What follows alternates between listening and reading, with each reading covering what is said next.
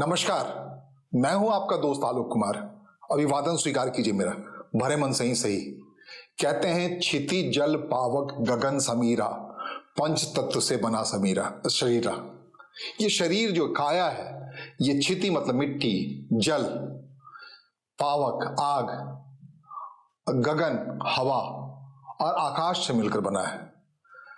Most celebrity actor of Bollywood Dharmendra ji, Dharmendra Deol 89 साल की उम्र में दुनिया को अलविदा कर गए। लेकिन क्या हुआ, ऐसा क्या हुआ विले पार्ले की उस शमशान गृह में कि जो कुछ ही हुआ बिल्कुल पर्दे के तहत हुआ, बिल्कुल चुपके से हुआ। क्या उनकी अंतिम इच्छा ऐसी थी इसलिए उनके परिवार वालों ने बिल्कुल चुपके से विदा कर दिया उस सेलिब्रिटी को जो तकरीबन 65 साल 70 साल तक इस रूपहले पर्दे पर धूमकेतु की तरह छाए रहे। कहते हैं दानवीर थे, मददगार थे, जो कोई जहां पहुंचता था मदद के लिए कोई खाली नहीं आता था। एक से एक मधुर भंडारकर को सुन रहा था। उन्होंने कहा कि जब कभी भी मैं जाना चाहा, जहां भी जाना चाहा, उन्होंने सिर्फ मेरी तारीफ की सकारात्मकता की बात करते थे। जब भी मायूस हुआ मदद के लिए सामने आते थे। एक कहानी नहीं है, कहानियां भरी पड़ी।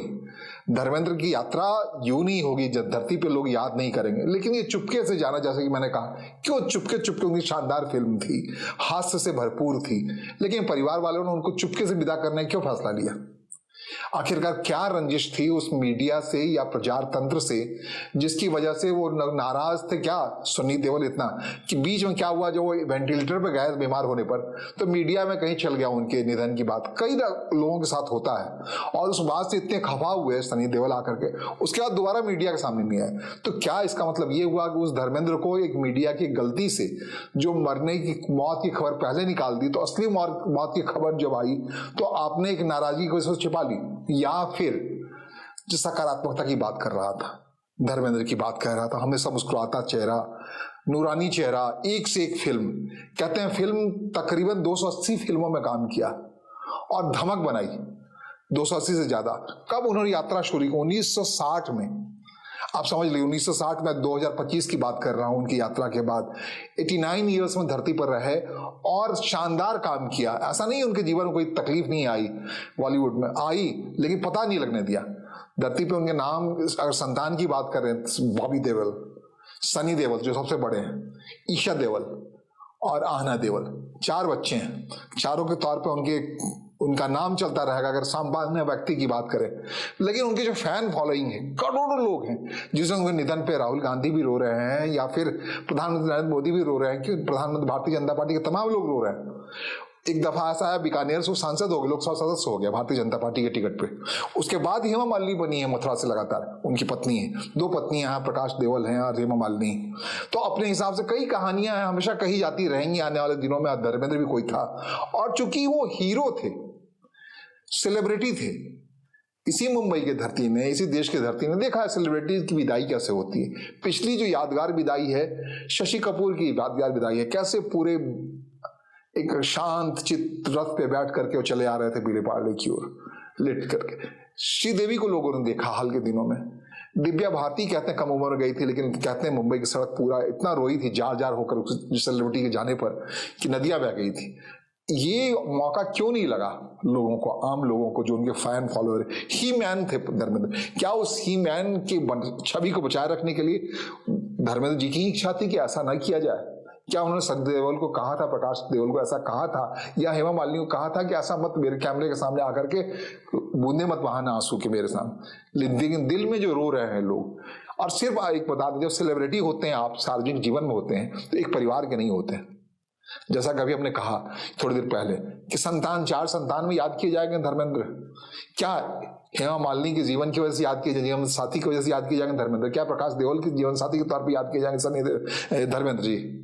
जी नहीं। ये जो इन्होंने 6 दशक 7 दशक तक फिल्मी दुनिया में या रूपहली पर्दे पर एक नायक की छवि पेश की है, आखिरी दम तक वो एक्टिंग करते रहे और अपने उन लोगों को हंसाते रहे, लोगों को ऊर्जावान बनाते रहे।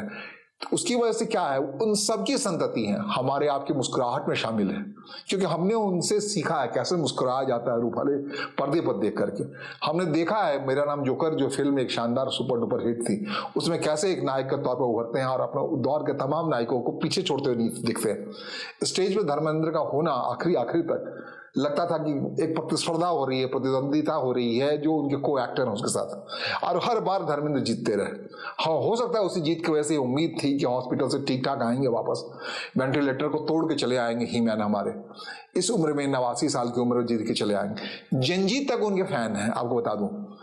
और ऐसा रेयर ऑफ द रेयरेस्ट होता है। दिलीप साहब कहना मैं भूल गया, दिलीप साहब जब विदा लिए थे उनकी विदाई भी शानदार हुई थी, धर्मेंद्र का नहीं हो पाया, इसका गिला है तमाम उनके फैंस का। इस बात को कैसे कंपनसेट करते हैं सनी देओल जो नाराज थे काफी प्रजातंत्र पे। अब चुपके से उन्होंने बेले पार्ले में इस महान हस्ती को, इस महान विभूति को आपने विसर्जित तो कर दिया, क्षितिज जल पावक गगन समीरा में समर्पित तो कर दिया, लेकिन आग के हवाले तो कर दिया, लेकिन एक सिला लोगों के है, उनके फैंस के अंदर है, वो कैसे मिटेगा, कब मिटेगा। एक सदी का महानायक चला जा रहा है, विदा हुए जा रहा है बेले पार्ले, उसके अंतिम दर्शन तक नहीं हो पाए लोगों के। ये बड़ी दुखदाई है, चिंताजनक। और उस दौर में जब धर्मेंद्र के बारे में बता दूं, 1975 में सुपर डुपर हिट शोले आई थी, कई सिनेमा हॉल में अब तक लगी। 74 कहाँ, मैं 2025 की बात कर रहा हूँ। तो आप अनुमान लगा लें, इतने दौर के बावजूद भी अगर उनकी शोले को री रिलीज करने की बात कर रहे हैं रमेश सिप्पी और समीर, तो आप सोच सकते हैं कि री रिलीजिंग के वक्त में लोग कह रहे थे अगले महीने 25 तारीख को संभवतः री रिलीज है न्यू शोले का। शोले के अंतिम शॉट्स के लिए लोग कहते हैं कि तैयार किया था अपने हिसाब से रमेश सिप्पी ने और जावेद अख्तर और सलीम जावेद ने। कहा था कि उनका जो इरादा था ओरिजिनली इस सुपर डुपर हिट शोले के लिए कि जब आखिरी सीन जो होगा उनके मुताबिक नए तरीके से करके, उसी मुताबिक जैसा जावेद अख्तर ने सोचा था, जैसा सलीम साहब ने सोचा था, और उसी अंदाज में रमेश सिप्पी फिर से री लॉन्च करने जा रहे हैं, री रिलीज करने जा रहे हैं शोले को। और उस वक्त में अनुमान लगाई 1 महीने और दूर है वो वक्त। 1 महीने तक धरती पे होते धर्मेंद्र, उस शो में होते जो शोले का शो है, उनके साथ साथ angry young man Amitabh Bachchan भी होते, हेमा मालिनी भी होती, बसंती भी होती, तो क्या शानदार लगता। लेकिन एक वैक्यूम सा छोड़ गए हैं, एक निशब्द हालत में है पूरी दुनिया उनके जाने पर। कौन से शब्दों से उनको शो का अनुग्रह व्यक्त कर पाए, लेकिन एक शानदार जीवन जिया उन्होंने, सकारात्मक साथ जिया, मीडिया से कभी दूर नहीं है। धर्मेंद्र साहब के पीछे से कभी कोई आवाज लगा जाता, धर्मेंद्र जी, वो अपनी किसी भी निशक्त स्थिति में, कमजोर स्थिति में होते थे, उम्र के उन पे हावी होता गया था, फिर ये पलट के मुस्कुराते जरूर थे। तो हम लोगों की हैसियत को देखकर धर्मेंद्र एक बार फिर मुस्कुरा रहे होंगे, जहां कहीं भी होंगे। उनको इस स्वर्गारोहण के दौर में, इस सफर पे शानदार यात्रा रहे, आने वाला जीवन उनका शानदार रहे, ये क्या करिए शुभकामनाओं के साथ। आभार आपका मुझे सुनने समझने के लिए। नमस्कार, धन्यवाद।